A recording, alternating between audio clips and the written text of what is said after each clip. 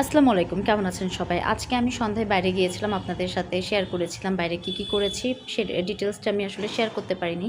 আসলে একটা কাজে বের হয়েছিলাম, কাজটা করে এসেছি। তো এরপরে বাসায় আসলাম।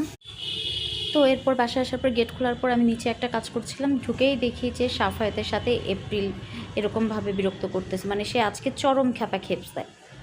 তো এই যে সে দৌড়ায় হচ্ছে সাফায়েতের গায়ে উঠতেছিল। সাফায়েত এদিকে ভয় পাইছে অনেক। কারণ ওর গায়ে এমনভাবে উঠছে যে ও প্রচুর ভয় পাইছে। আর ও কাউকে মানতেছিল না। এই যে বারবার শুধু এদিকে আসতেছিল। তো আমি ওকে বকা দিচ্ছিলাম। আর বলতেছিলাম, তুমি ঘরে যাও, তুমি বাইরে আসবে না, কোনোভাবেই তুমি বাইরে আসবে না। কিসের কি, ও কি কথা শোনা বান্দা? ও একবার এদিকে আসতেছে, একবার আদিবের কাছে যাচ্ছে।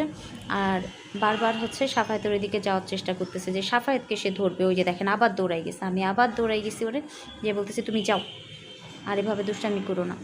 তো যে আমি সাফায়েতের জন্য কিছু কেনাকাটা করেছিলাম, সেইগুলোই দিচ্ছিলাম। তো দেওয়ার আগেই এপ্রিল হচ্ছে ওর গায়ে উঠে ওর অবস্থা একদম শেষ করে দিচ্ছে।